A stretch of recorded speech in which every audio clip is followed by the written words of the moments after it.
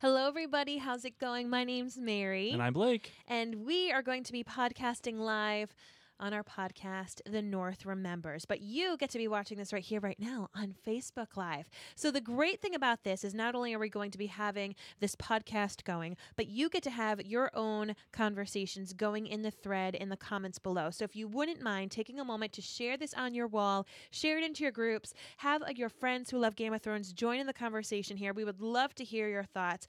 First and foremost, letting us know where you are tuning in from. Let us know where in the United States or outside the United States you are tuning in from. We'll be asking various questions in the comment thread. I'll be writing occasionally in there. So keep your eyes on the comment thread, add those hearts, give those thumbs up, and make sure to share this episode. Thank you so much. All right, Marvin, it's going to be time to stop making a podcast. Okay. You ready to do it? I'm ready. All right, we're going to have a little bit of silence for a couple seconds. A hot second. And then we'll get into it.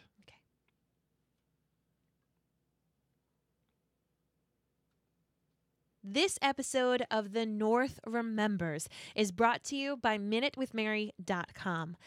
Ladies and gents, those of you who like to wear mascara, I'm going to tell you something. Winter is coming. Winter is maybe gone, but those lashes, they're going to be going to new lengths. They're going to be as long as the longest Valyrian steel sword that you've ever seen. Long as the longest night, Ooh. Dare I say? Oh my gosh, Blake. I'm telling you, the 4D mascara that I have coming out on May 1st is going to blow your minds, but you can get on my pre-order list early. Go to MinuteWithMary.com, scroll down, get yourself on that pre-order list, and if you shoot me a Facebook message letting me know that you are a podcast listener of ours, I've got something extra special for you. You said we'd meet again. And here we are, at the end of the world. You said I'd shut many eyes forever. You were right about that too. Brown eyes, green eyes, and blue eyes.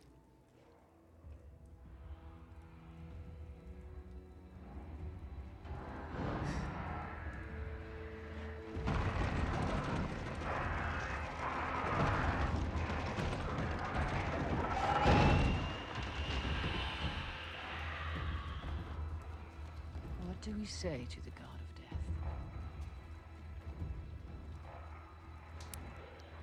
Not today. Damn right.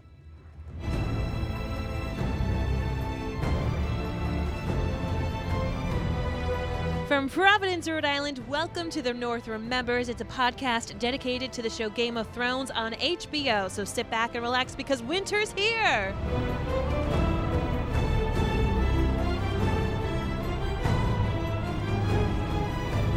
Hello, everybody. My name is Mary Larson. My name is Blake, and oh my goodness gracious. That's right. I've nerded out this whole friggin' weekend.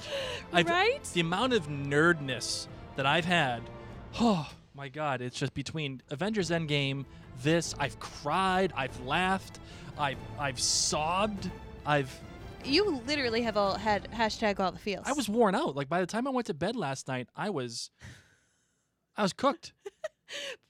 Cooked is a great word for it. You were all sorts of emotion. You were having nightmares, and I was wondering. I was having nightmares. I wonder actually. how many people had a really difficult time falling asleep after watching that episode. I mean, hearts are pumping. You're worried about who's going to live, who's going to die, and then that ending. I'm just gonna say, if you're on our Facebook Live right now, the night is dark and full of spoilers. So if you have not yet seen this episode, turn this off. Come back tomorrow. All right, so before we jump into this episode of what might be one of our top 3, if not top favorite episodes of Game of Thrones, my goodness gracious, we just want to welcome you to subscribe to the podcast. You can find The North Remembers in your favorite podcast app of choice. You can find us on social media by searching Mary and Blake, or you can head to maryandblake.com to see all of our other podcasts and blogs. You ready to get into the show? You bet. Let's do it.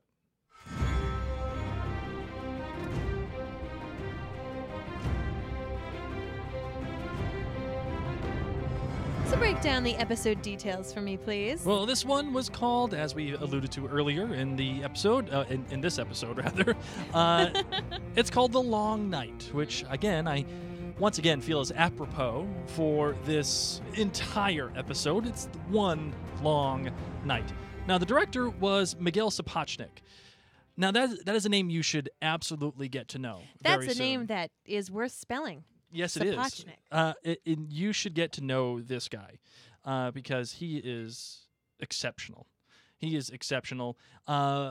His earlier credits for Game of Thrones have included The Gift, as well as Hard Home Okay. and Battle of the Bastards. Oh, okay. Yeah. The Winds of Winter. Yep. And he also is doing the penultimate episode for this season. Meaning the series, the penultimate for Yes. the series. Yes, the penultimate for the entire series. So, which, given his history, I think it's fair to say Mm-hmm. that we're probably going to get another big battle. And we're probably going to get another big battle down at the King's Landing or the Vale. hope That's some so. kind of area. So that's my guess. Okay. In case you also want to know his other credits, if you're interested in what he's done so far, he's done a lot of television, and his work has included shows like Altered Carbon on Netflix, Iron Fist on Netflix, Never Masters heard of Sex, Okay. Heard of that one. True Detective, also Fringe and Revolution, and also Banshee. Okay. The writers were David Benioff, and I want to give a shout out to a good friend of the show, Shane Bowman, for correcting me on my pronunciation of David Benioff. I was saying it as though it was David Benoff. And as you know, I am a stickler for pronunciation You are. and making sure getting names are right. You are.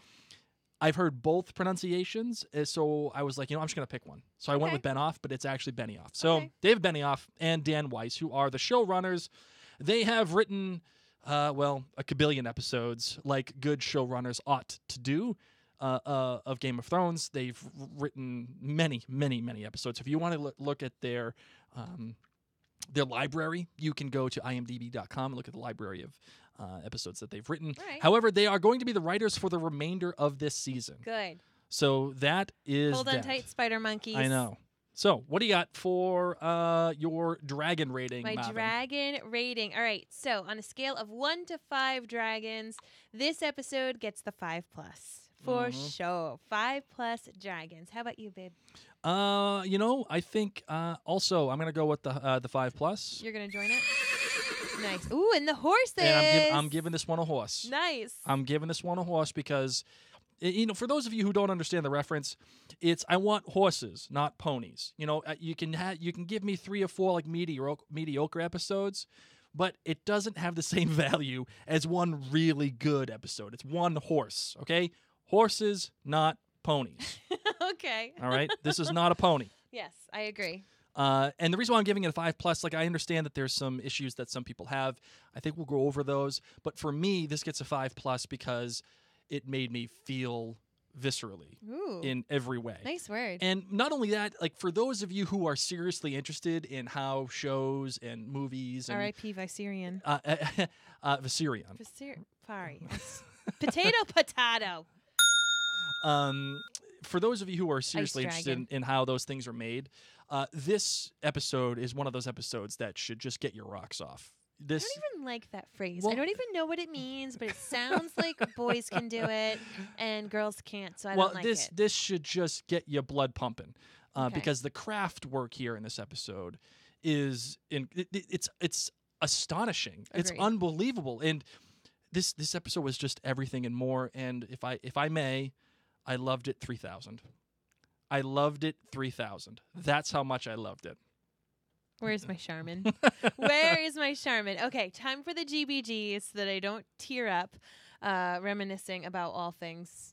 Okay, All so things. my good for this episode, my good, my bad, my great. My good was the shots of the Dothraki's light swords going out. Because first and foremost, Melisandre coming up, like, where did you just come from? Why are you coming from the north? We were wrong, by the way. Well, at least I was. I said that she wasn't coming back for this episode. And when you think about it, it's probably the only time really she should have come back. Well, and it was just such a weird spot for her to come from. Like, wouldn't she have come from the south? Why did she decide to? Because she wanted an entrance. Let's be real. This is Melisandre we're talking about. So she comes in, lights everybody's swords up, having the Dothraki go out there and having the aerial shot that Jon and Dany get to see. And you're like, this is amazing. And we're going to be able to see because, And then their lights go out one by one. And Yeah. Oh, the night and the dark returns. Which brings me to my bad. Well, My bad Hold for this on, episode. time out. What? If you have a 5+, you can't have a bad. Well, I'm having a bad. Oh. It was too dark. This go- Okay? I know it's the Night King. Oh, don't do that. It Please was don't. too dark for Oh. me. Okay? I saw someone call it the Battle of Squinterfell because everyone was squinting. Banging my head against the mic. Listen, they did what they wanted it to be. Obviously, fighting in the dark, fighting at night, you can't even see the amazing, astonishing amount of whites that are coming at you. They're going to come eat your face. But I'm sitting there going, where's Ghost? I can't see. Who is that? Is that Chora? I don't know on. what's going on. Let me get my glasses. It's Hold my on. astigmatism. Can you turn up the brightness? Where's the contrast? I need Put the up the contrast Put on to the closed 100. captioning. Maybe it'll have Jorah. Oh, you know. So it was a little too dark for me. Especially, I rewatched it again today, and I will tell you this: for anyone who has to watch this episode in the daytime, bring out the sunglasses because you're not going to be able to see what's going on. Seeing it at dark, like I want to watch it again tonight in our cave of our studio without any lights. Then I'll probably see what's going on. That's a But good the idea. Battle of Squinterfell, it was. All right, You and I are going to have some words about this, but go no, on. I appreciate that it made me feel like I was in the movie The Descent, okay? And then it's all dark, and then that little crazy, creepy things are going to come get me. But I couldn't see. And as someone who can't see in general in life, all my friends who have bad eyesight, you're probably sitting there agreeing with me. Blake, now you know what it's like to be blind, okay? It's not fun. Like for people who have No, great I eyesight, they're enjoyed it. probably exactly because you have no idea. You know nothing, Jon I Snow. have perfect vision. That's what my life is like all the time. I'm like, what's going know on? Where are the nothing, Jon Dothraki? Snow. Oh, that's McDonald's. Okay. That's McDonald's. All right. My grade for this episode. Holy smokes. Holy smokes. If you had told me that the Night King would be dead in the 3rd episode, I would say, shut your mouth. I know. I totally Shut your agree. mouth. Totally agree. My mind is now blown as to, like, I've been joking that, okay, the Night King's going down. He's going to go to King's Landing. Like, I thought that the ultimate battle was, like, the end of this series was going to be humans versus the undead. Mhm. Now the undead are gone. Now we're back to, like, all the other drama that we've dealt with for 7 seasons. Because, of course, they've sprinkled in the beginning, like, Sure, yeah. ooh, the Night King, the Night King. But really, this has been the drama of the humans in Westeros.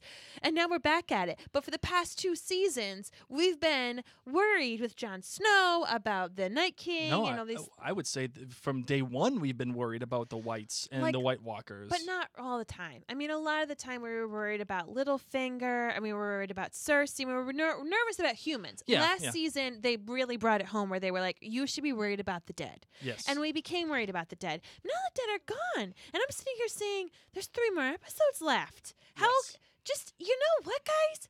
Everyone can just stay at Winterfell.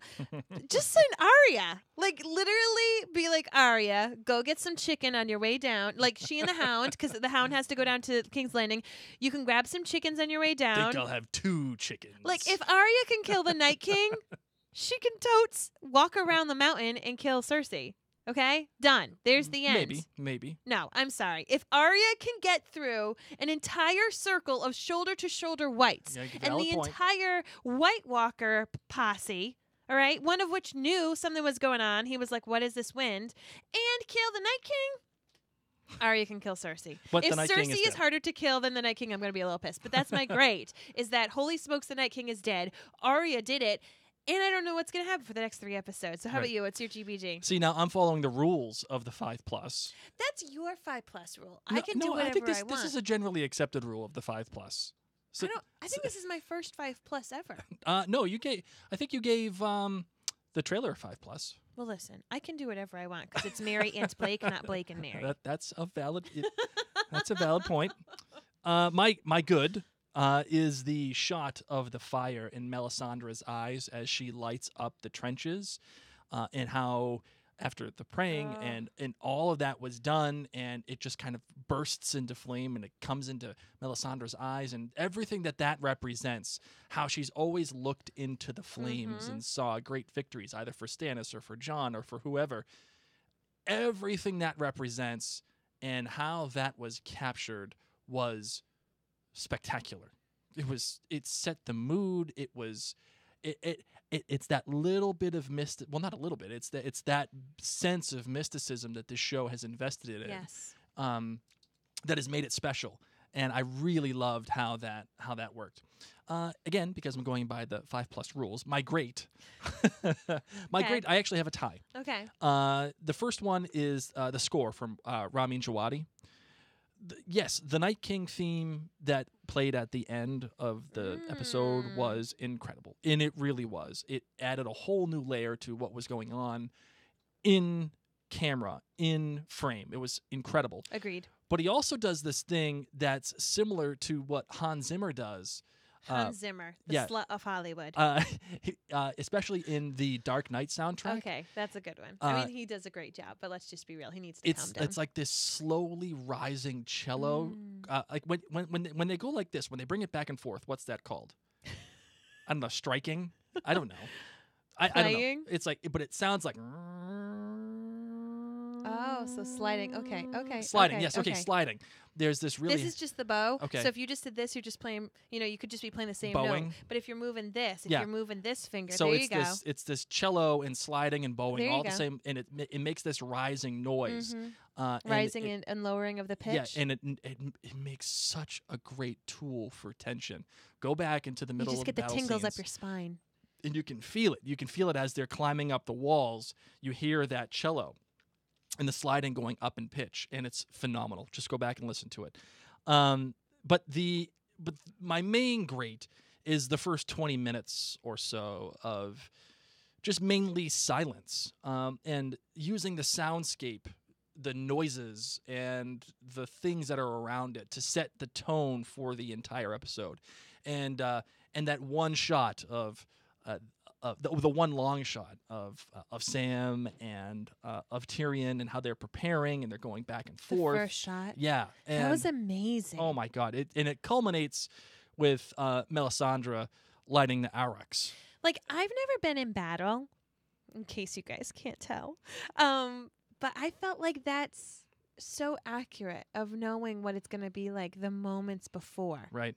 The tension, that's just like you were saying, sorry. Yeah. But really having the pacing and having everyone like really in their own minds. The night before there were different celebrations or different moments of reminiscing, but it's like hyper focused. Right. They're not even talking to each other. Right. Do you wanna hear what I'm saying? What I was mentioning, by the way, for I shop it. oh, The not slide? not that. Hold on, for the slide. Okay. If you want to Sure, hear it. Sure. So the slide, what I'm talking about is something like this. Hold on. This is from the Dark Knight soundtrack. Oh. Sorry, I thought you were playing the Night King. No. Okay. But this is from the Dark Knight soundtrack, and this is what he plays. Ramin Djawadi writes Okay. for the battle. I'm getting tense. Okay, sorry. Well, that's the whole point. I know. It's doing a great job. So that's what I mean. Yeah. That rising tension. Again, for that, like, and it culminates with Melisandre lighting the Aurochs, and then the Dothraki charging out into the darkness, and each of the flames going out one at a time. What a shot! Goodbye, what a shot! Dothraki. I mean, good night. And the best, because again, following the rules for the 5+, the Swing best Patel. was also a tie. It's Arya in the library and the tension of all that, and doing what The Walking Dead has forgotten, which is making the zombies scary and really terrible, and you should fear for your life. You know? It made me remember in middle school when I played Manhunt in our neighborhood. Yes. And I'd be like hiding under a bush. And I remember thinking, as my 13-year-old self, like, I am so scared right now that someone could hear me breathing. And mind you, I'm just playing with my neighbors. And I'd tell myself, Mary, it's just a game. But still, like, you are nervous that your breathing or your heart pounding would be so loud that someone would be able to hear you. And to see Arya be so stealth, Oh yeah, it was great. that little cat-like But also training. scared, like terrified. Oh, yeah. Like absolutely terrified. And again, that's what The Walking Dead has forgotten. They've forgotten to add tension to the things that they're shooting, and that's what they have done here in Game of Thrones. But the really best for me is the hyper reality of the ending with the Night King, and how he approaches Bran. It's all slow-mo. And the way that Bran looks at him eventually. I've got beef with Bran, but continue. Oh, I just thought that whole way that he go now. Where? where you going, bro? Where? I thought the way that he approaches Bran and the way Bran just doesn't look at him, and then all of a sudden he gives them this look of like acknowledgement but defiance at the same time. Yeah. He gave him the awkward Bran look. Yeah. Either like, you're gonna push me? Oh my gosh, speaking of being pushed, he was finally pushed. I know. Theon was pushing him in that first scene. I was like, yay! Oh man. So that is my best, and that is that. So where do you want to begin with this? Because I know we are already about 20 minutes into this bad boy. You lead the way, my friend. You've got the doc. You've got the document, and I feel like you are the keeper of the keys. You're the gatekeeper. Let me start with. Yeah. Let me start in the beginning. Okay. Okay. I was just gonna. Yeah. What do you got? I don't know who's dead and who's alive. You want to do who's dead and who's alive? Okay. Okay. So you want to? Let's just do who's dead because that's going to be easier. The Dothraki. Immediately guaranteed dead are this: Beric Dondarrion. Hold on. Dead. The Dothraki died first. Well, all of the we don't have to do it. Oh. You know, okay. Sequentially. So okay. So Beric Dondarrion. Oh, he's not coming back to life, and the freaking missed the priestess is right there, but she was like, "You're done." Yeah, You're done. He's fulfilled his purpose, which was sacrificing himself to save Arya and make sure that she gets away. All were needed for Arya. The second one is Dolorous Ed. He is dead. Ed is dead. Ed is dead. Ain't coming back. Still a virgin. Dead. Jorah Mormont. Oh my gosh. Was Mhm. that the hardest one for you to see? When Daenerys lost it yes. sobbing over him, and then she's hugged by her little dragon. Oh, not yeah, so little not dragon. a little dragon. Oh my goodness. Yeah, that he was a spent his rough one. entire life protecting her. Did you feel like Theon's death it takes away from Jorah? No, No? I didn't. Okay. I was really pleased with Theon's death in a weird way. Like, I'm not happy that he's dead, but I knew he needed to die, and I was pleased with how all of that went down. Theon is a great shot. Man, I was ready for something. I was ready for him to say, like, "What is dead may never die," and be like, yes. "I'm not gonna die." I hate that phrase. "What is dead may never die." It never has made sense to What me. is dead may never die. You have to repeat it every What is time you dead say may it. never die. Exactly. What is dead may never die. Like, buddy, you did just die. So I was ready for him to do some like magic of himself, like, "This is how the Iron Irons rule." Yeah. But nothing happened. Well, I mean, I think he showed up well for what he he was did a doing. great job. He's a great Yeah. fighter. Okay, so Theon and Jorah. All right, so Lyanna Mormont. Oh, the little bear. But before she went, of course, she takes out the giant. Absolutely. What a great scene that You know, was. I was a little down that when I took an online quiz, it told me I was House Mormont. Yep. Not down anymore. I'm not sure House Mormont exists anymore. I think It they're doesn't. gone. So now I'll have to take it again. I thought I was going to be Stark. Dead. Melisandre. Gone. Dead. Goodbye. Walked out into the sunset. No more perky boobs. The Night King. Night King is dead. Goodbye. Yes. Farewell. Viserion. Gone. Ice Dragon gone. Ice Dragon yes. is gone. We have some questionables here. Yeah, let's talk about these questionables. All right, because questionables. First, where's Ghost? Ghost. Ghost is questionable. Ghost Not was saying like- he's dead. He was running all out Yep. with the Dothraki, but Jorah came back and a few other people came back. So I don't know where Ghost is, but we didn't see Ghost die. And Yeah. if Ghost had died, If he dies off screen, that would be irresponsible. yeah, so of- so Ghost is most likely alive. We just haven't had like full out confirmation from this episode. I did hear from somebody that in the trailer, if you really have good eyesight, like me, you can see this little white dog. So I'm assuming Ghost is still alive. Yeah, but we you know, weren't whatever. confirmed. Again, if they didn't show his death on screen, it would be irresponsible. Correct. So we'll say I that feel he's like alive. I feel like that he's going to be alive. Gilly and baby Sam, little Sammy. I also feel like there was a shot of them with Varys at the end in the crypts. Okay. I yes. feel like. Yeah, because they would have had to have Gilly and Varys and Sammy, so they're okay. Yep. Rhaegal, the other dragon. Oh, the Hurt Dragon, The the Hurt one Dragon. that John rode. Yeah, the one that Jon was riding. Again, not dead Unconfirmed. necessarily, but not confirmed. Yes, Th- correct. we're- this is He questionable. needs like a little wing sling. You know, a little wing sling that he can like take care of himself as he nurses himself back to health.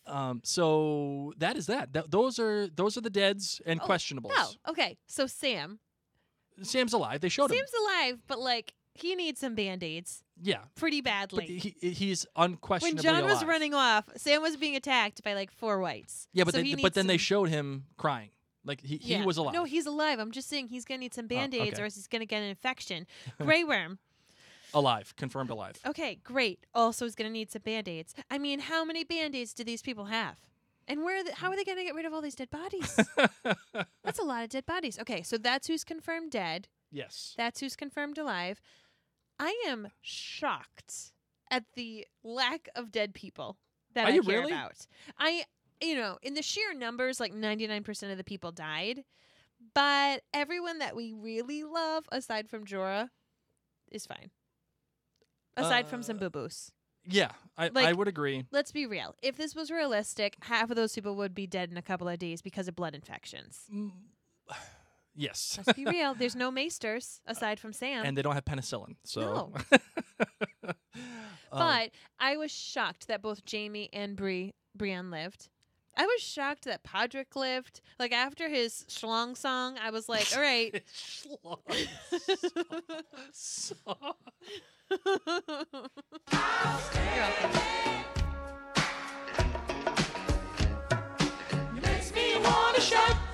Ooh, you were closer on key that time. That's because I'm awesome. Yeah. Schlongs. Okay, I'm not surprised that Jon and Dany lived. I'm not surprised that all the Starks lived. Yeah. But like Sir Davos, like there were a bunch of people. Like I was prepared to lose half of the people I loved. Yeah, last and night. I think there's some merit to that. But it does show you then that they have something to do going forward. Correct. That there's purpose for all of them. When we're talking macro, right, for the show itself, there's purpose for them. Burn and- them all. And I feel like there's a lot of things that some people didn't like, and I kind of get it. I kind of get. It's not that I didn't like it. I'm saying I was mentally prepared. Well, I no, was I- stocked up on my Charmin. Yep. I was ready to have a lot more tears, and instead, I just had a lot of anxiety and a lot of squinting. It was an amazing. It was my favorite. Like, Well, you've Still one of my mentioned here a favorite couple of episodes. things I think a lot of people have talked about Bring that it. they did not like about this episode, and I kind of see where they're going with it. First, Okay. John and Dany are kind of sidelined throughout this whole episode. their plan was not very clear to us. Well, yeah, and in the plan that they did have, they say that it was like it was messed up because Dany went ahead and just went into battle as soon as she saw all of the Dothraki, They get talked smoked. about that in the after show. Right, yeah. That like that's what set off this chain of events where things didn't work out right. I don't think it was clear enough to us as viewers to remember the battle plan that everyone had, because after Bran was like, he's going to come for me, we forgot everything that Jon had planned out with his Right. little chest figurines. Okay, Right. we just were like, whatever. We forgot that Jon and Dany were supposed they to wait had with a their plan. dragons and they were supposed to stay put. But of course, when Dany saw that the Dothraki were being killed, she went out and tried to save them as best as she could, which And we're thankful for. She actually made the same exact mistake that Jon made in the Battle of the Bastards. Jon went out and tried to save Rickon, Oh, and he got screwed up. was that Rickon? Rickon's gonna get you. Did he get anybody? I don't know. I don't in the think crypts? I don't think it was Rickon. The other thing I see, obviously, that we've talked about here is that it was very dark throughout most of this episode. Mhm. But I think my retort to that is that that's by design. Oh, it's like the Blair Witch Project or the movie The Descent. We're supposed to feel like we are in the dark and lost as the characters are. Absolutely, and not only that, the lighting that they do have is monochromatic. So it's either blue hues or fire reds, or at the end of the episode, you kind of get a mix of both, right? And I didn't notice any of that, but continue. But You're so smart. but that's by design also, Okay. right? Because it is dark, and you can't have too many colors in the dark because there's so many things happening with the battle. Like you're supposed to have this, quote unquote fog of war. You're not supposed to really know what's happening. No. You're really not supposed to be able to decipher. And when you do show things that you are able to decipher, that's good, but they have to be monochromatic, because if it's not, it'll be too busy. Your eye, the human eye, won't be able to distinguish all of the things that are happening on screen. It's too busy. And I quite liked it. I quite liked how monochromatic it was because of the blue hues of the moon and the snow and the fire reds. It was really the meeting of ice and fire in terms of a visual statement. Agreed. that's why I really liked the No, lighting. I'm down. And then even when things did start to clear up, as the dead were closer and we could see them better because of all the fire, thanks Missandre and thank you Daenerys. Mhm. Then they had the storm, like that storm On top of coming that, in. yeah. Oh my gosh! which creates a further problem for Danny and John because they're not able to navigate and do the things that they're supposed to do. They were like Rhode Islanders driving on the first snow of November. Where am I going? Just white knuckling. Yeah. Just you know what? They're on the steering wheel using the force. Just like Just okay, take me here we home. go. Where's Duncan? Where's Duncan by the CVS? The other thing I hear too is that like you said, a lot of people you thought were going to die didn't. And I'm happy with that. Listen, if they want to take the Disney approach and have us all live happily ever after, I'm totes down. I love Disney. It's just this is Game of Thrones. I don't think they're going to and do I a was Disney ready ending. for everybody that I love to die. Right.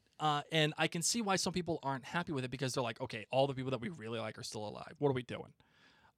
It's a Are fair Sansa statement. and Tyrion getting back together? I kind of want to ship them. I am. I kinda wanna already ship am. them. I already am. Another thing is the Night King. All of a sudden, the guy's dead, and that's it. Like, I don't know. like we're all the children of the it forest. was the Whites and the White Walkers, were they just red herrings? Like, were they there just for the sake of being there? What's the purpose? It's now all of a sudden he's just gone. Yeah. Like, okay, what's next? Kill Cersei. I kind of understand that, but I agree. I don't agree, but I understand it. And the last one Yeah. I hear is like the logic of where Arya comes from. Like, she comes out of nowhere, and all of a sudden she just jumps. What do you and- mean? The logic of Arya. This has been Arya's. This is why we had to deal with the most boring plot line of the entire Game of Thrones series, aside from hanging out Marine. Exactly. That's the point. Okay? Bravos, aka Boringos. Right? Yes. The girl has no name. Yes, we freaking we know. know. We know she has no name.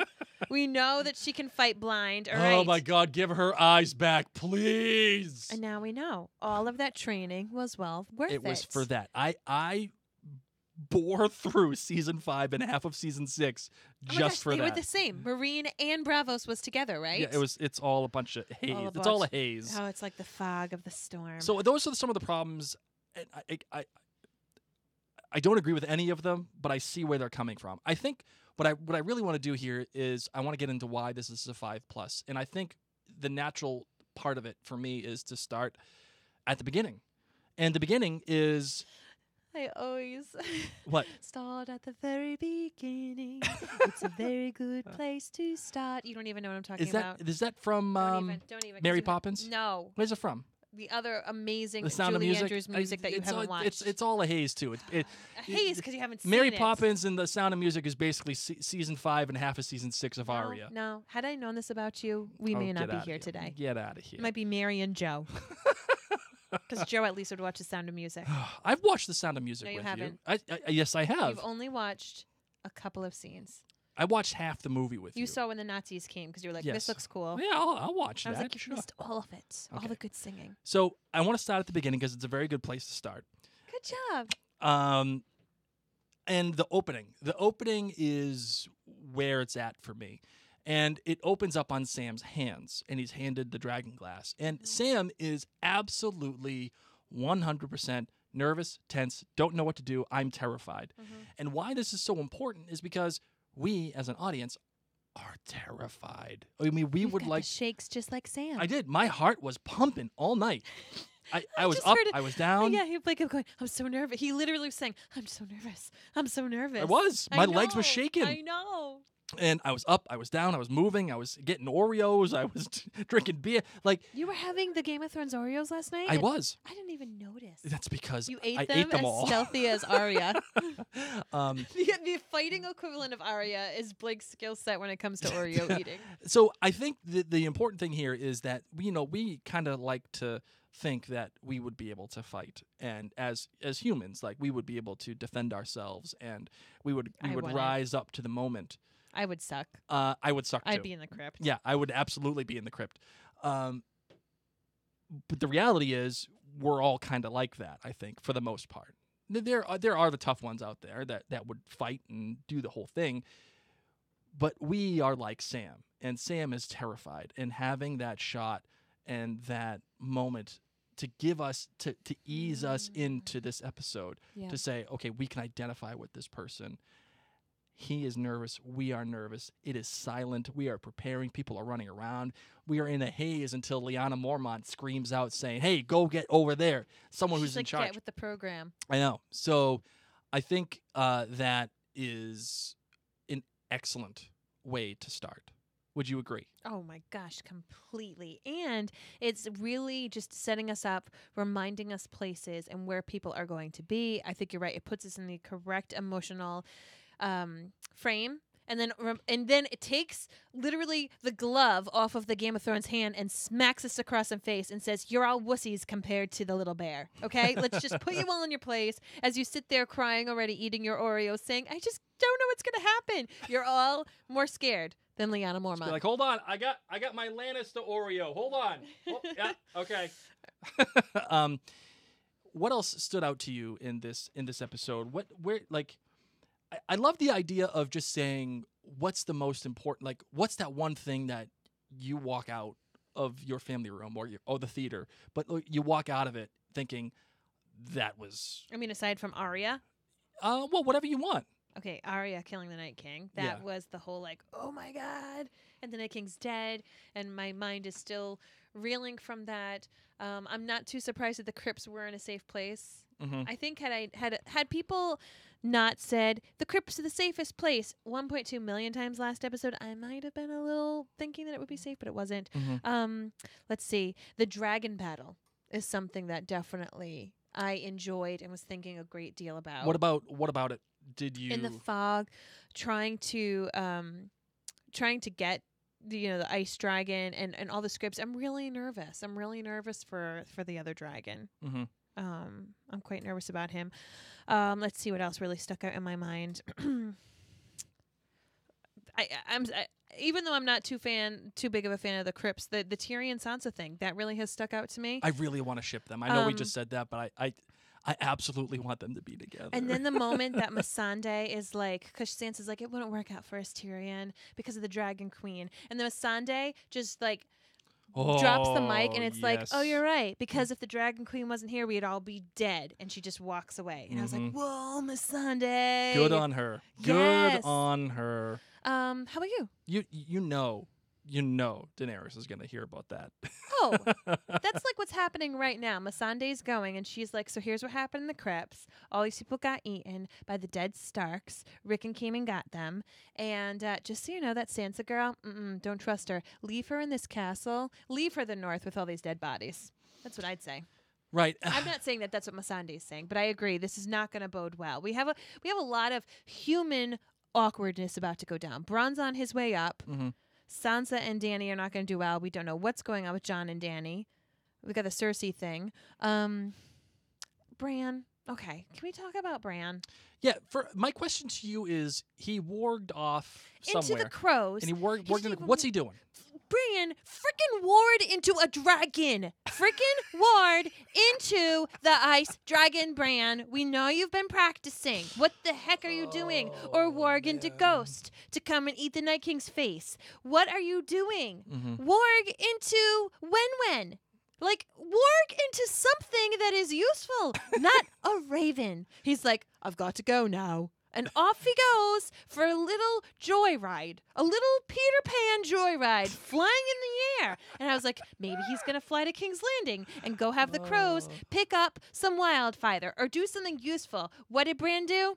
Nothing. He just wanted the GoPro aerial view of the dragon fight. That's what he wanted. He was like, oh, I hear the dragons. Something cool's going on. Theon, you bore me. I've got to go now.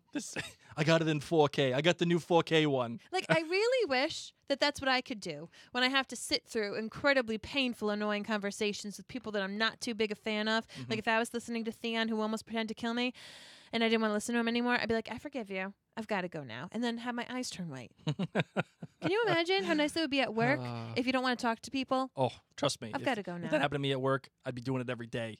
But why the ravens? What the heck, Bran? There's a dragon. Well,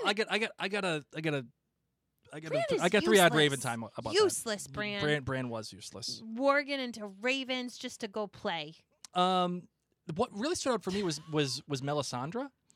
He could have worked into her. He could have literally done anything. He Could've- could have drinking a Sprite and it would have been more useful. I've got to go now. Oh my God! All right, so Melisandre for me, Much more useful than Bran. much more useful, using her magic twice, fulfilling her purpose. What do you think her purpose was in the Her end? purpose was to be that little needle to Arya, to push Arya to go Yes. kill the Night King. That was Melisandre's purpose. Melisandre's purpose, yes, it was nice that she set everything on fire, but let's be real, the White Walkers can take care of that by Right. sacrificing themselves or just like eating their Dothraki. Her purpose was to give Arya that last bit, because not only did she like remind Arya like you can kill a bunch of people, but she said those special words. Right. What do it- we say to the god of death? Right. And this is something that I think this episode and really this season has done really spectacularly so far, which is having all of the callbacks. You know, it's funny because it's all happening at the same time, but like Avengers Endgame, Mhm. you know, I'm not giving any spoilers, but it honors all 22 films of the Marvel franchise in very specific ways. And I feel like this, it's kind of tied to Avengers Endgame now, like forever. It will be. Okay. But I feel like this season, especially this episode, is also honoring what has come before in very specific Mhm. ways, whether it is the, you know, not today Yes. or even to remind us, I mean, all that time that we spent in Bravos, Mhm. when she sees Grey Worm and she says Vala Magulis, or however they say it. right. And It just reminds Valar you. Dohaeris, yep. Yeah, it reminds you, okay, Red Woman, this priestess, she's got some Bravo stuff going on. So it's like Yep. that lets that in the beginning. It's just her little hello to Grey Worm, Yep. but it's just planting that seed that she's got this connection that she and Arya both have. And you Right. don't realize it. I mean, when she's looking at Arya when she first comes in and Sir Yes. Davos is going to kill her, which Yep. I forget why he wants to kill her so badly, aside from like all the other people she's killed that he loved. But, you know, they have that moment, but it didn't click with me that just 2 minutes before she laid down, oh, I know Bravo's sayings. Right. And not only that, you know, she's gone and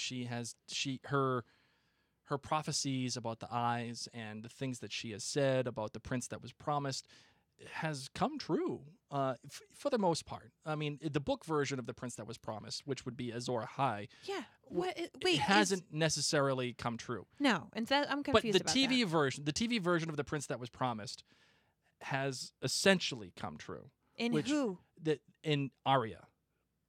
Stop. Yeah, in Arya, because she's the one who brings out the light. She's the one who ends the darkness. Isn't there supposed to be like a fire sword or a sword That plot is somewhere? that is the book version of Azor Ahai. Okay.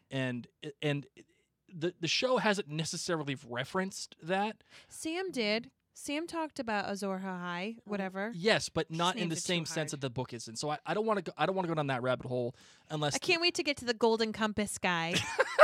What is his name? Like Bob Harry Strickland. Stevens? Yeah, Harry Strickland. the accountant. At least I'll be able to say his name. Harry Strickland. So it's kind of come true with Arya in that she is the one who ends the darkness. yes. So that has come true for her, and also. How pissed do you think John is?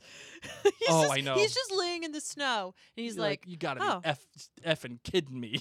people will say it from years on. So where were you? Yeah. Where were you when the Night King died? And Sansa and Tyrion will be like, we were in the crypts. People were having their faces eaten off. John's like, I and was yelling at a dead dragon. They were like, and John, the greatest warrior. Just laying in the snow. And Looking at a dragon. other things that I've called back to in this episode in particular were the sticking with the pointy end when Sansa asks Arya what to do, and then also another callback here, and it's kind of come full circle, is the fact that Arya uses the dagger to kill the Night King. Yes. That was meant to kill Bran in the Yes. first place. So that has all come full To circle. protect Bran. To protect Bran in this instance. Just some really excellent stuff, some real master craft. And I really also feel like this whole episode has proven mastery in the craft. I would have liked one thing. What's that? I wouldn't call it mastery because I wanted one thing to happen. I wanted Arya to take the face off of a white, and that be how she sneaks in. No, you can't do that Why not? because a white is dead. So what? What does dead man What never does die? Dead Man Never Die? Like, just cut it off, stick it on, and that's how she would have crept in without being noticed. She's not Hannibal Lecter. I don't know how they take off the faces. Actually, you know what? There is video proof that what's his name? Yeah, took off the face. That's what I'm saying. I thought she was going to take off the girl's face in the library. Thank you very much. Just gonna put that in my little fanny pack. Mhm. Okay, and I'm gonna trudge on off, slap that mask on, My fanny pack. fit in the line of all the whites standing around Theon and Bran, and just kind of wiggle your way up like you do at a concert. You know, and you just kind of do that little shuffle and you hit people's shoulders. Excuse me, and then boom, take off the mask and kill. Oh, No. you are too much. You're too much. Faceless? No. Yeah, no, it's okay. Hey, it's okay. Right. It's fine. All right. Well, in the end, like as I was saying, I really feel like this proved to be a mastery in craft. I agree. I think in directing, I think How many in, months did it take to shoot? Oh, it took 5? it took like 5. No, it took like 5 or 6 weeks of just night shooting. Oh, weeks. Oh my gosh. Just night shooting.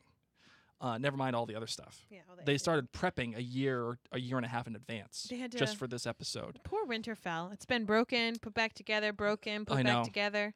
I think what really shows here is that it was a culmination of a lot of great things, like a lot of great talents. Whether it is the writing, whether it is the directing, whether it is the cinematography, say what you will about it being too dark, at least it was done for a purpose. And it was done because it was an artistic choice. It wasn't like they just screwed it up, you know? I feel like that was the whole point. And what really impresses me here is the writing, because as we've talked about, a lot of people have said, well, you can't have a battle because a battle for an hour and a half would just be boring. And you know what? They're right.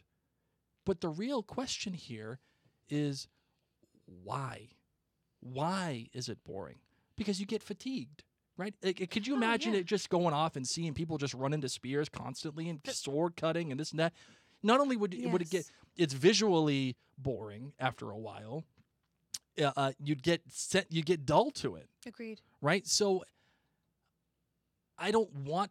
We got enough of that in like Braveheart and like Gladiator and all those But things. not only were they able to give us moments to breathe, but they gave us moments to even laugh, which was extraordinary. Absolutely, and you are making my own point for me You're welcome. because You're this welcome. is why we're married. And You're not making to John. and not Joe, to or John or whoever I Joe made up. or whoever you want. It's the transition of emotional value throughout the whole episode. We go from having something like really tense to really bad to like funny to awful to, you know, and like it's all a bunch of pain and pleasure and happiness and sadness. It's the transition of that story. And what makes it work is the fact that they had the previous episode be what it was. Spending the time having that bottle episode, giving those emotions, investing in those emotions, right? And the writing here to make this episode work has to follow those transitional values of emotion. And you have to deal in contrasting things. You have to deal in contrasting light, literally light versus dark. And literal dark, or figurative light, like the good, versus the figurative dark, which is the bad, or both feelings of positivity and negativity. And I kind of want to go over this exercise here a little bit, because you can see it mapped out throughout the whole episode. The episode itself is one giant battle, but it's a bunch of small movies. It's a bunch of small circles within a much larger circle. It's a very simple yet also complicated thing that's all happening all together. So what I mean is this: we start off with a positive. Melisandre comes. Well, we start off with something that's tense. With getting prepped with that thing with Sam and Tyrion and everybody, it's silent. But the positive happens here. You know, maybe we can win this thing. Melisandre shows up, puts the lights on, and lights everything on fire, lights the Iraqs, and then all of a sudden, a negative happens. The Dothraki die, and the whole plan, thanks to Dany and Jon, goes to crap. Everything falls apart. But then we have a positive. They close the gates. They bring everybody back in. Yep. Melisandre lights the trenches. You Oh, see that beautiful yes. shot with the eyes. You know what? Maybe we're going to be okay. And then the whites just stand there. And they stand like, okay. But then the Night King orders the whites to tamp out the fire and then blows a big hole into the wall. But then we have a positive here. Lyanna Mormont kills the giant. You feel like Yes. we're going to be okay here. She dies, but she takes it out. And it looks like most of the whites are dying. Then we have a negative. Jon falls off of his dragon, tries to kill the Night King, and the Night King raises all the Oh my dead gosh, right in front of him. everybody, all the Dothraki, all the Unsullied, everyone who's just died Right. is now on the army We're- of the dead side. And you can see what's happening here. We're Can having you be raised twice? I don't know. That's a good question. Can you be a dead? I was one that was arguing that you couldn't raise the Starks down in the crypts. I was way wrong on that. Because what is dead may never die, man. What is dead may never die. But what you're seeing here is you're seeing a natural up and down movement in a story here. Mhm. Then we have a positive. Arya gets out of the library alive. A negative. The Night King arrives at the Godswood and kills Theon. Jon is in front of the dragon yelling at him, and all hope. This is when things seem to be at Yes. the worst. They are screwed. There's nothing they can do. They're overwhelmed with all the whites, the ones that the Night King just raised up again. They're overwhelmed. But then we leave on a positive. Arya kills the Night Oh, King, so good. which plays into our expectations Yes. of having those expectations subverted because the Night King has survived 3 separate encounters. This is something also that this episode does excellently. Mhm. The episode makes you think the Night King is unstoppable, and it shows you 3 separate times Yes. where he is He unstoppable. doesn't burn it all in Dany's fire. He falls off the dragon, survives, doesn't die with the fire from Dany's dragon. And then he escapes Jon, kills Theon, and then we're left thinking, oh, well, this is bad news. Bran, you should have warged into something else. But in the 4th encounter, something to subvert our expectations, because things usually happen in 3s, especially in films. It's Okay. it's a natural language. Mhm. Arya kills him with the 4th encounter, Yes. messing with our expectations to begin with that it was going to be Jon who Mhm. killed the Night King. Yep. This is all important story stuff. This is all stuff that is used to make a story within a visual story unto itself. These cues suggest their own stories, whether it be arguments, how the battle begins, explosions of the wall, the hopelessness when the walls are breached, resignation of certain death, or many triumphs like the dragons blowing everyone to bits. Remember when Jon and Arya They just come show up- up and they yes. just Jon and Dany. Jon you and mean? Dany, thank Okay, you, yeah. yes. or Lyanna Mormont killing the giant, or the humor and acknowledgement of the respect between Tyrion and Sansa, Mhm. or the horror of being stuck in the crypts, Oh or the gosh. release, this tensioned release, the things that have been built up and let out, built up, let out, and the release of killing the Night King when things are at their worst. It's a fantastic flow to how the episode is created, because keeping people interested versus invested are different. It like again, like that last episode, it has to be real enough where we can attach Yeah. ourselves to the Oh, characters, I was attached. but also mythic enough Mm.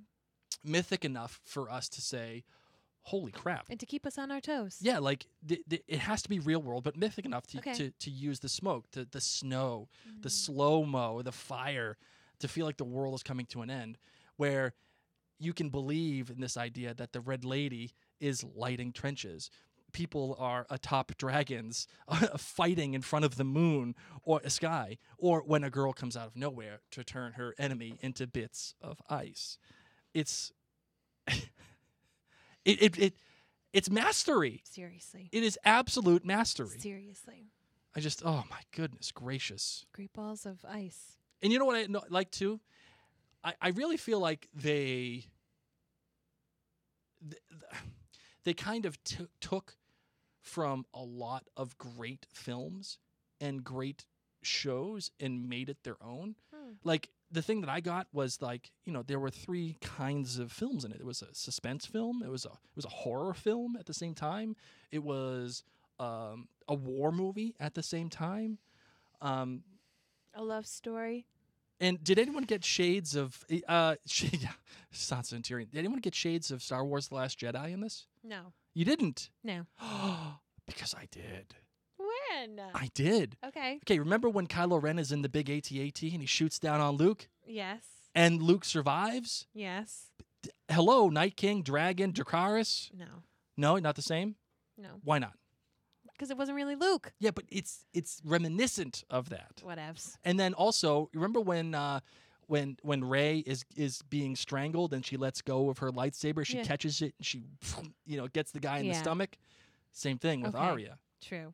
I don't know. They watched that move and they were like, you know what? That'd be cool for Arya one we day. can totally do We could that. do that. Yeah. What about the Hound in this episode? What did you feel like about the Hound in this episode? Well, of course, they keep saying that the Hound has been saved all this time, and for a reason.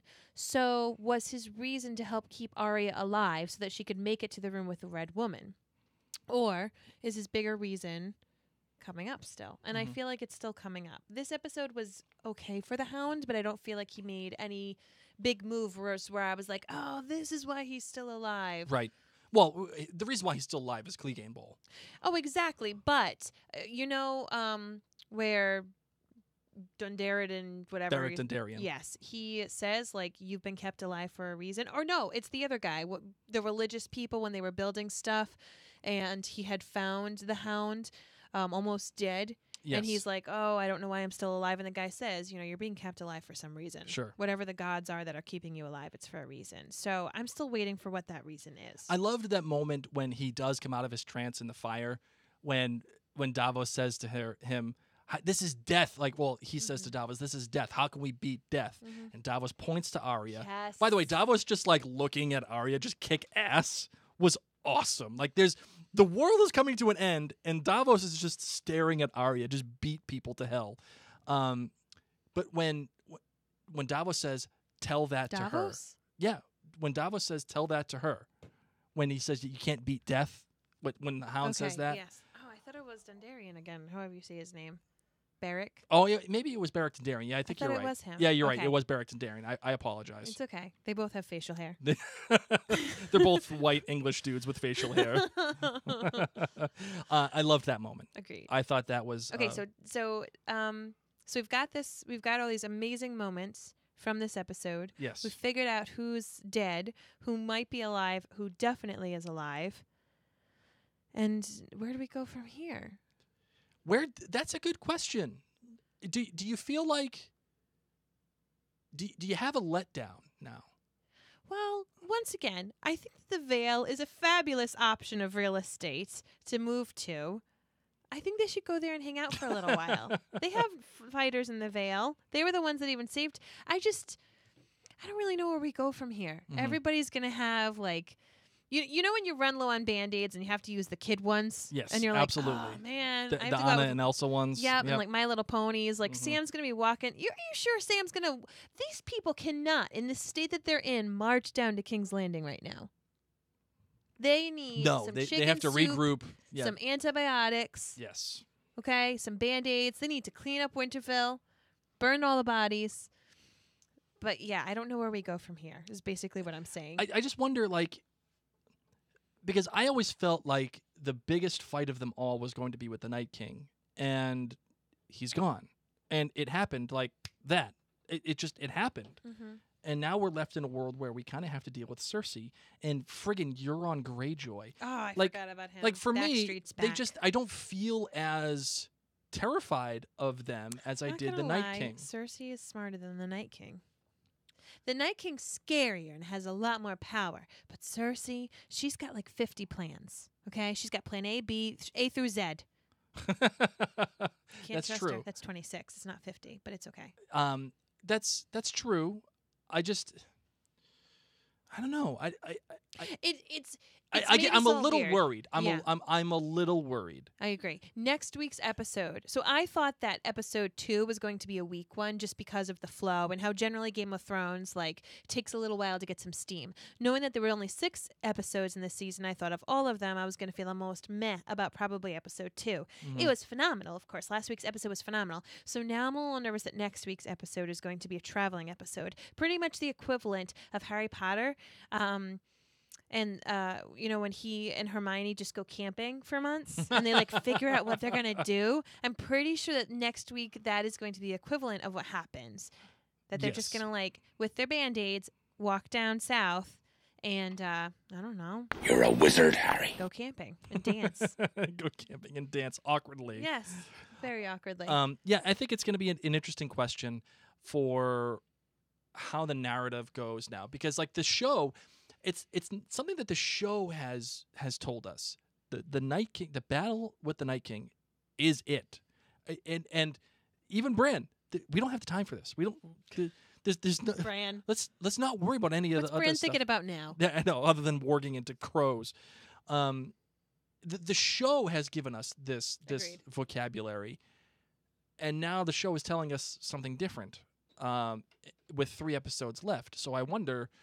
Okay, is this really? I mean, it's going to be awesome because so many people hate each other that are still alive. Yeah, and now it brings back all that tension, begin with Sansa and Daenerys. Oh gosh, What? I'm so excited for 3 Hour Raven time. I just thought of another thing. Okay, good. All right. Okay, are we almost there? Yeah, I think that's it. I mean, we're gonna have our listener feedback episode as well. So, by the way, if you do want to get into the listener feedback episode, we record it on Wednesdays, and please get it to us by 6 p.m. Eastern time. Make sure you go to marianblake.com. Just hit the contact button. You'll see a button that says voicemail, and you can record it on your computer or your smartphone device or whatever device that you have, and it uses that microphone, and it's fantastic. So you will be featured on the next listener feedback podcast. Anything else, my darling, about this episode? No. Any final thoughts? No. This episode blew my doors off. I agree. And, I didn't cry as much as I thought I would. I cried when the Night King died and you saw everybody just disappear and Jorah, Jorah fulfilling his arc of just being there for Dany. And when Drogon was getting his ass kicked by all of the little whites and he falls and you're thinking, oh my God, Jon's going to come back and rescue Dany. It's going to be great. It's going to be awesome. No, it's Jorah. How effing special is that? The man who has loved her, that she cannot love him back in any way, the way that he wants, but he is there by her side, protecting her no matter the friggin' cost. It's a perfect ending for him. And the other ending, the real ending of the episode of Melisandre walking out, taking off her thing, and just walking out into the dark, into the snow, and into the sunlight, and disappearing in the light with the Lord of the Light. I just, oh man, what a way to end it. What a way to end it. All right, so we have our throne rankings. Are you ready for throne rankings? Yes. All right, let's do it.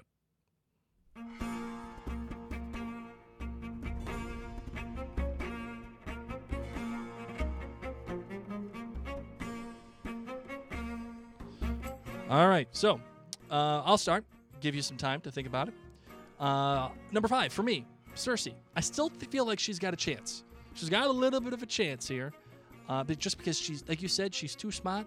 She's too smart to let it go. Number 4, Jon. I feel like Jon still has a chance as well. I mean, it's kind of like the birthright. Yes, and I find that he has a chance. That's all I'm going to say. Number 3, here's one for you that I didn't even drum rank. roll. Jon and Dany. Oh. This is kind of the one that I might go full take on that. Okay. I may go full take. Number 2, Sansa. And I say Sansa, the likelihood of it, because Jon and Dany may both die. Yeah. If Jon and Dany live, I'm saying Jon and Dany. That'd be cool.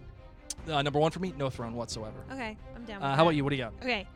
My number 5 choice, just because I think it'd be amazing, would be Tyrion Lannister. Wouldn't Oh, that be that an would be good. amazing end to his story arc, that he's been like hated all this time and has honestly been one of the best minds for the entire kingdom? How awesome would it be if Tyrion could be in charge? Yes. I think great. So that's just me. That's just me saying I want Tyrion on the throne. 4, Sansa, if Jon and Dany die. Yes. Once again, great choice. I don't think she'd like to be down there. Too many bad things happen down in King's Landing, so I feel like she'd have serious PTSD. Yep. But let's be real. There's pretty much nowhere that Sansa can go where she hasn't had PTSD except Dragonstone. So maybe she'll go there because Winterfell's going to smell really bad with all those dying bodies anyway. Okay, 3, no throne. Yes. And I'll Okay. get to why. And 2, Gendry. I'm still on Team Gendry, okay? So on Team Gendry. A, that guy's hot. B, maybe he and Arya could roll together. C, he's also a legitimate heir to the throne if he was Cersei's first baby. I'm Yes. still on that train. That Gendry is actually Cersei's baby, and that maybe I'll get to that. Okay, and 1 is Dany. Okay. All right. I wasn't on the Dany train, but I kind of feel like Why are you on the Dany train now? I'm not on it. Like, I don't actually want her to win right now. Okay. I don't really want Dany to win right now. I feel like the way they're writing her, it ain't gonna end well. Yeah. I mean, but maybe that's the point. Maybe they want us to think that so that they subvert it and she ends up being an okay choice. I don't know. Okay, Three-Eyed Raven time. Let's All get right, to you the ready fun for Three-Eyed stuff. Raven time? Yes. All right, let's do it.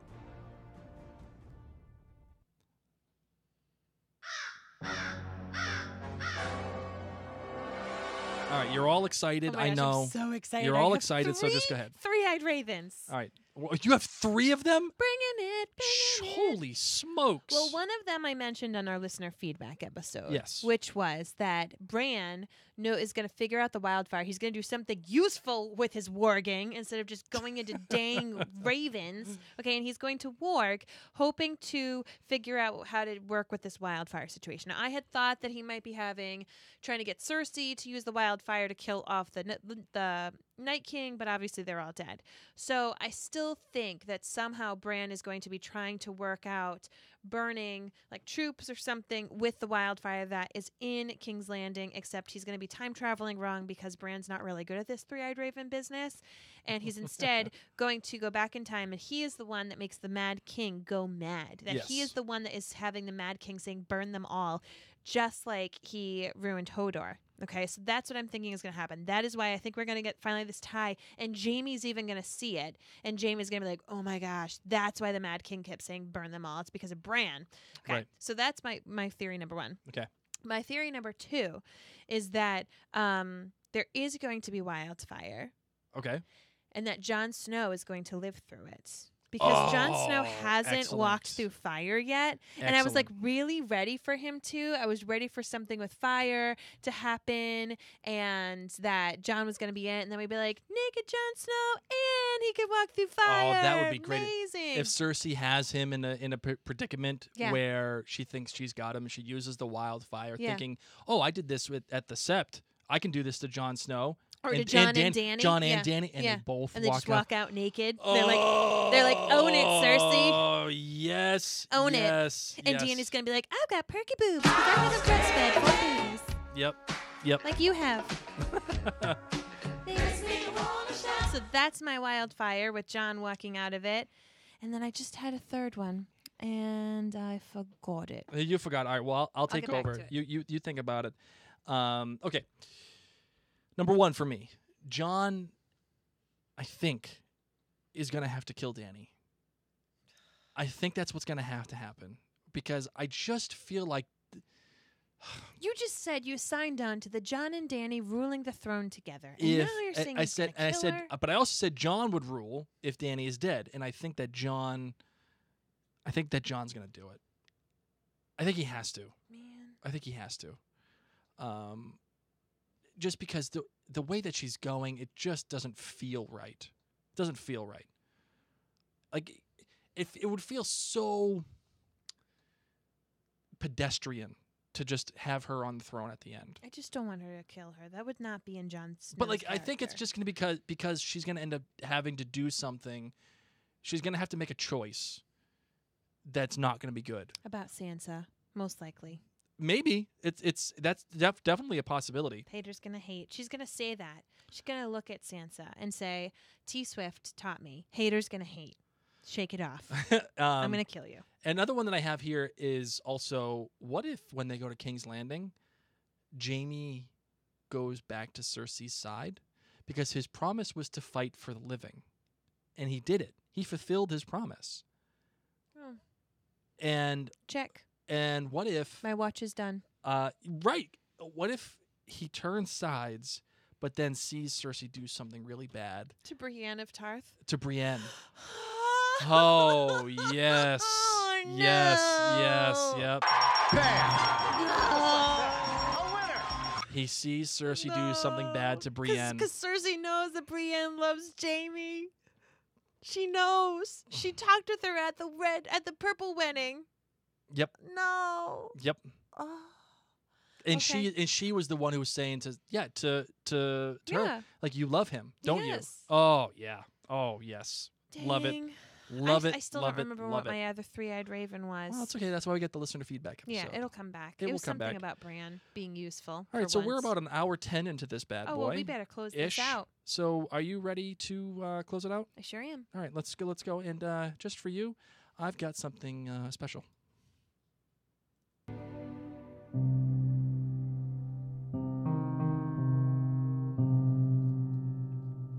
R.I.P.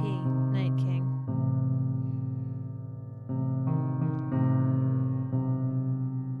Well, ladies and gents, we're going to wrap things up here. Thank you so much for listening to this episode and for just listening to this totally random podcast that popped up in the final season because we love I Game know. of Thrones this much that we just can't contain our excitement, and we know that you can't either. So please make sure to send in your listener feedback and to make sure you subscribe so that you get this episode, future episodes sent straight to your device. Right. Please know that sharing is caring. This is the last season. There's only 3 episodes left. So really, like, now is the time. Head on over to get that Facebook live link or share the podcast link to your fellow Game of Thrones fans. It would mean the world to us. And also make sure you go to MaryandBlake.com to check out, again, this podcast, but all the other podcasts that we do as well, including our show Outlander Cast for the show Outlander on Stars. We also do one for This Is Us on NBC called This Is Us 2. Mary has a podcast called Minute with Mary, all about business and marketing, because she's very special. I know she is. You're amazing. Thanks. You're my beautiful bride. I mean, how could you not be? because I watched The Sound of Music. I grew up with educational programming. Learned my solfege. Do you know what solfege is? No, not Do at re mi fa all. sol la ti do. Oh my God. Got you. You're such I a just said that all in one tone, you're which is like such a a sin. dork. It's a sin. such a dork. That's right.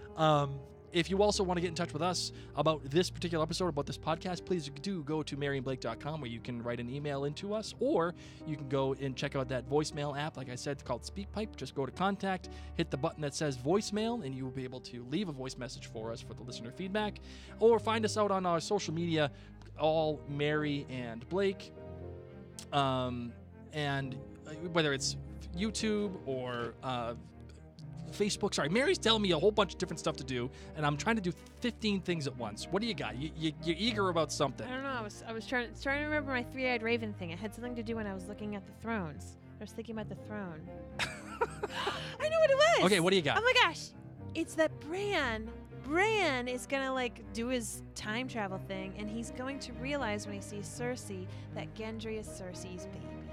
Oh, okay. All right, And I'll that give you because that of one. that, he is the heir to the throne. That's what it is. Ah, okay. That it's Gendry. But if Gendry ends up on the throne at the end, do you think that feels right too? Not at all. I feel like none of this feels He'd right. say, I don't want to be here right now. I just want to go make some more dragon glass stuff and have sex with Arya.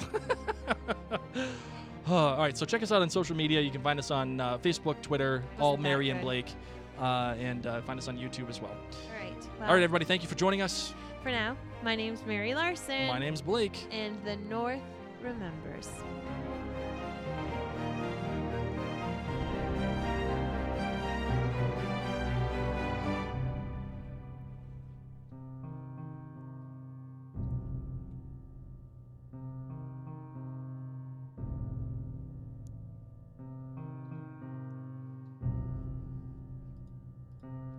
Yay! We're done. We're done recording. recording. Thank you guys so much for tuning in on Facebook Live. It's just really fun. And in case you can't see, I like watch the comments and stuff. So if you had fun, throw up some hearts. Throw them up, throw them up, throw them up. Light it up like the dragon did at Winterfell, like Melisandre did to that Well, wood. Beric in his Took for frickin' sword. forever. And why didn't she light up Jorah's sword? Okay, he's got a sword too. Yeah, I don't know. That was a was beautiful rude. shot, though, That of was all beautiful. the swords getting lit up along the How way. did they do that? Oof. My friend in college lit his arm on fire for a video, and he had to like coat it in Vaseline, Mm-hmm. and then he coated it in some fire thing. It wasn't very smart, No, But- it sounds stupid. but he's alive. It was Andy. Oh, it still sounds stupid. Yeah, he's totally fine. Andy, that sounds dumb. I don't think he watches this. Oh, boy. How did they do that? How did they have so many flaming swords? It was probably And all then CGI. Imagine how scared you must have been riding a horse. Oh, with the with flaming this sword. thing, having a wig on, thinking my wig could catch fire. Speaking of wigs, I know that Daenerys' wig is so expensive. So expensive. Like, Oh, I'm like sure. so expensive. They take incredibly good care of her wigs. Yes. And I feel like it's more extensions, actually. no. You know, because she dyes her hair that same color. No, Amelia Clark does not dye her hair that color. Yeah, she does. That is not no. Look at the when she did her behind the scenes at before the beginning of the season, her hair was short and it was blonde. Okay. That color. But that's a wig. What Daenerys is wearing in this episode was a full out wig. Oh, okay. And I was nervous as she was getting close to bloody Jorah that the wig was going to get all dirty and that like it's gonna, I couldn't concentrate because I'm sitting there. I think her wig is like worth $600 or $700. Oh, wow. Yeah. Like each wig, and she has multiple You know ones. who doesn't have $600 or $700 wigs? Outlander. Oh, I was just going to say me. That's true. You don't have them either. But Outlander could use. I think when Outlander went and got their wigs, they On went to Amazon. They went to the dollar store and they were like, They go "What to- do you got?" They go to the hussy shops downtown. You know those ones where they have like the outfits yeah. that you tie with like a little string in the back, and You then go they to have the club cheapy with wigs. those. Yeah. Oh yeah, they got When club you're like, wigs. you're like, I don't want anyone to recognize me. I'm gonna be a redhead tonight, but it feels like you're just wearing a bunch of like yarn on your head. Yeah.